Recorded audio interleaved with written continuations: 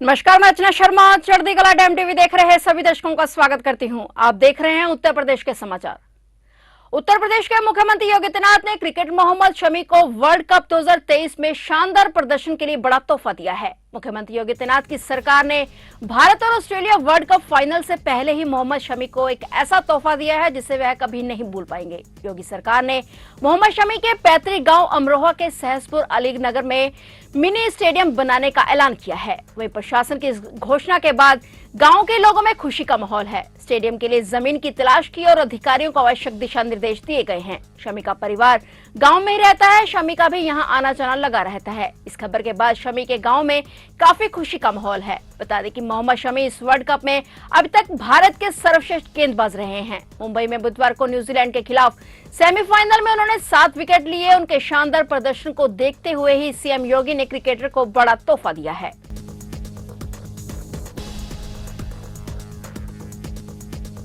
मुख्यमंत्री योगी आदित्यनाथ ने प्रदेश में एक्सप्रेसवे निर्माण की समीक्षा करते हुए प्रदेश में 2 नए एक्सप्रेसवे के निर्माण के लिए कार्य योजना तैयार करने के निर्देश दिए हैं। सीएम ने कहा कि गंगा एक्सप्रेसवे प्रयागराज कुंभ में श्रद्धालुओं के लिए बड़ा उपहार होगा। पूर्वांचल एक्सप्रेसवे बुंदेलखंड एक्सप्रेस को राष्ट्र को समर्पित करने के बाद वर्तमान में गंगा एक्सप्रेसवे बलिया लिंक और गोरखपुर लिंक एक्सप्रेसवे का निर्माण किया जा रहा है। इसकी कार्रवाई को पूरी गुणवत्ता के साथ समय सीमा के भीतर पूरा कर लिया जाए। बुंदेलखंड एक्सप्रेसवे की राइडिंग क्वालिटी को और बेहतर करने के लिए जारी अनुरक्षण कार्य को समय से पूरा करा लिया जाए। आगरा लखनऊ एक्सप्रेसवे और पूर्वांचल एक्सप्रेसवे को जोड़ने के एक लिंक एक्सप्रेसवे की आवश्यकता है। इस परियोजना से सभी एक्सप्रेसवे आपस में जुड़ जाएंगे। लगभग 60 किलोमीटर के इस लिंक एक्सप्रेसवे के संबंध में विस्तृत कार्य योजना तैयार कर प्रस्तुत करें। सीएम ने कहा कि यह एक्सप्रेसवे प्रत्येक दशा में दिसंबर 2024 तक आम जनता के लिए उपलब्ध करने का लक्ष्य रखें, ताकि प्रयागराज कुंभ 2025 में देश दुनिया के श्रद्धालुगण गंगा एक्सप्रेसवे पर यात्रा का लाभ उठा सके। विभागीय मंत्रीगणों के साथ समीक्षा करते हुए गंगा एक्सप्रेसवे का काम तेज कराएं।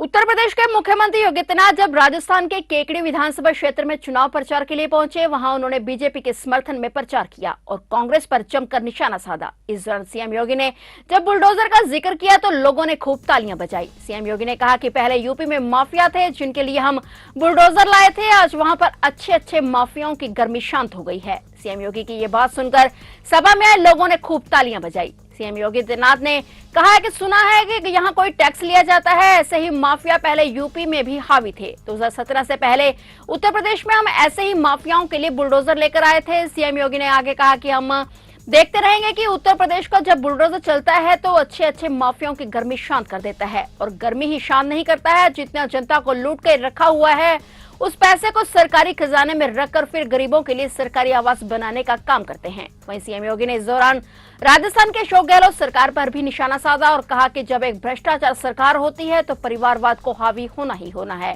बता दें कि यूपी के सीएम योगी आदित्यनाथ बुलडोजर की कार्रवाई को लेकर जाने जाते हैं। अपराधियों के खिलाफ जीरो टॉलरेंस नीति और बुलडोजर की कार्रवाई के बाद उनकी छवि सख्त मुख्यमंत्री के तौर पर जानी जाती है। मैं भी आ रहा था सड़क मार्ग से।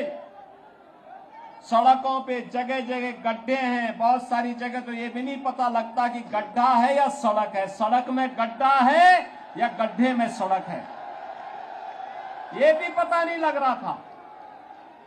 और भाइयों बहनों, जब एक भ्रष्ट सरकार कार्य करती है तो परिवारवाद तो हावी होना ही होना है।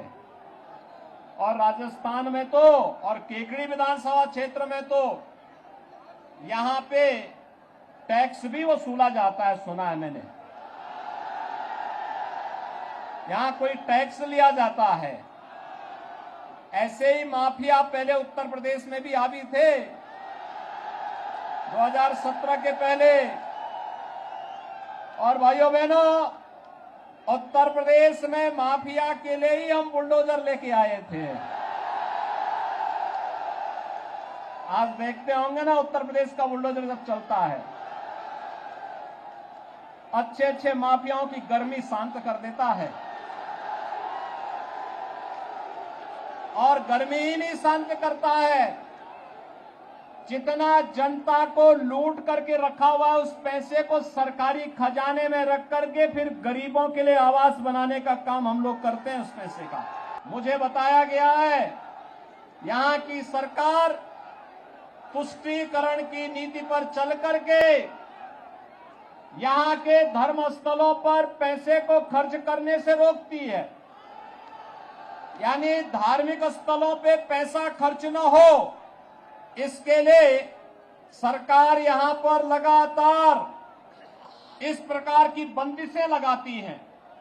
भाइयों बहनों, आज के इस अवसर पर मैं आप सबका आह्वान करने के लिए आया हूं। आपने देखा होगा 5 साल कांग्रेस नेतृत्व की सरकार के कार्यकाल को देखा है, और 5 साल इससे पहले भारतीय जनता पार्टी की वसुंधरा राजे जी के नेतृत्व की सरकार के भी कार्यकाल को आपने देखा है। दोनों में जमीन आसमान का अंतर है।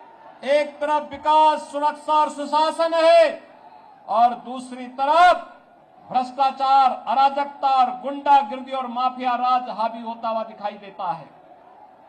भाइयों बहनों, भारतीय जनता पार्टी की डबल इंजन की सरकार ही आपको सुरक्षा की गारंटी दे सकती है, सुशासन का वायदा कर सकती है, पूरी समृद्धि का वायदा कर सकती है। आपने देखा होगा 5 साल कांग्रेस नेतृत्व की सरकार के कार्यकाल को देखा है, और 5 साल इससे पहले भारतीय जनता पार्टी की वसुंधरा राजे जी के नेतृत्व की सरकार के भी कार्यकाल को आपने देखा है। दोनों में जमीन आसमान का अंतर है। एक तरफ विकास, सुरक्षा और सुशासन है, और दूसरी तरफ भ्रष्टाचार, अराजकता और गुंडागिर्दी और माफिया राज हावी होता हुआ दिखाई देता है। भाइयों बहनों, भारतीय जनता पार्टी की डबल इंजन की सरकार ही आपको सुरक्षा की गारंटी दे सकती है, सुशासन का वायदा कर सकती है, पूरी समृद्धि का वायदा कर सकती है। ये टूटी फूटी सड़कें हो, यहां पे निवेश का माहौल बनाने का कार्यक्रम हो, या किसी भी प्रकार के अन्य योजनाओं को प्रभावी ढंग से लागू करने के लिए आपने मोदी जी के नेतृत्व में देखा है। भाइयों बहनों, पिछले 9 वर्ष में मोदी जी के नेतृत्व में 12 करोड़ गरीबों के घर में शौचालय बने, 4 लाख गरीबों के लिए आवास की सुविधाएं उपलब्ध करवाई गई, 4 करोड़ गरीबों के घर में बिजली पहुंचाने का काम हुआ। और यही नहीं, कोरोना कालखंड में 80 करोड़ लोगों को फ्री में राशन की सुविधा का लाभ मिला। तो अगले 5 वर्ष के लिए प्रधानमंत्री जी ने कहा कि गरीबों को फ्री में राशन की सुविधा का लाभ मिलेगा।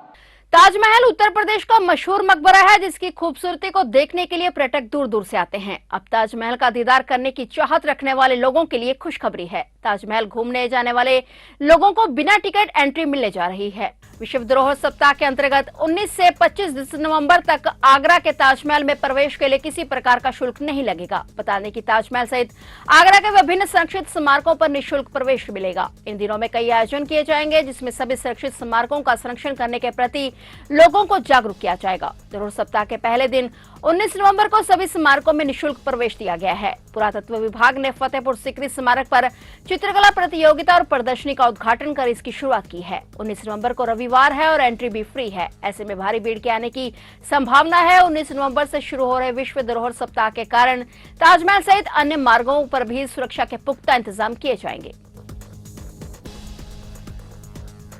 तो ये थे उत्तर प्रदेश के समाचार, और नए समाचारों के साथ फिर से हाजिर होंगे। तब तक के लिए देखते रहिए चढ़ती कला टाइम टीवी।